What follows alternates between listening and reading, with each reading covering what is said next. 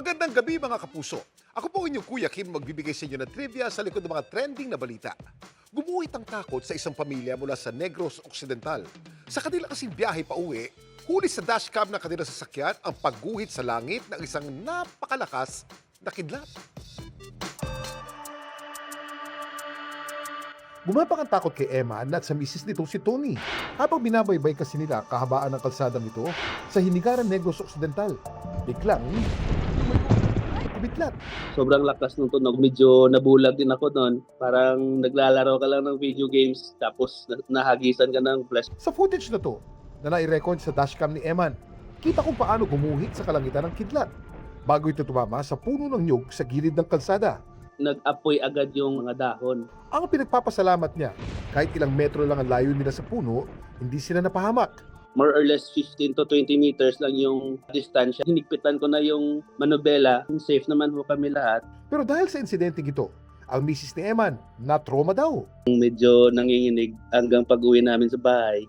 Ang kidlat nabubuo kapag nagkakaroon ng malalaking pagkakaiba sa electrical charges sa loob ng isang storm cloud. Habang umaakyat at bumababa yung ice particles na ito, nagkakaroon ng separation ng charge. Sa video, cloud to ground lightning. Hahanap siya ng opposite charge niya sa ground at yun yung magkukos ng lightning. Alam niyo ba na may iba't ibang klase ng kidlat at nakadepende ito sa kanilang starting at ending points ng kanilang flash channel. Intra-cloud o in-cloud lighting ang tawag sa kidlat na nangyayari lamang sa isang thundercloud unit. Ang cloud-to-cloud lighting naman, nagsisimula at nagtatapos sa dalawang magkaibang cloud unit. Habang cloud-to-ground lighting naman ang tawag sa kidlat na nagsisimula sa isang thundercloud at tumatama sa surface ng Earth. Ito rin ang pinakadelikado.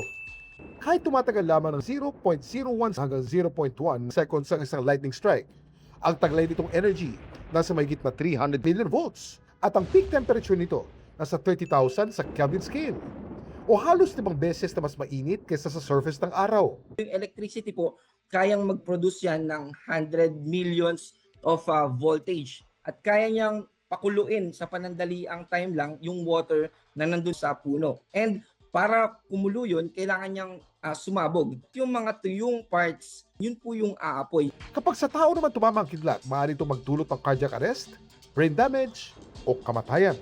Pero para makaiwas sa lightning injuries, ano nga ba ang dapat gawin? Kuya Kim, ano na? Alam niyo ba na meron tayong tinatawag na 30-30 rule? Kapag makakita ng kidlat, pagbilang ng 30 seconds.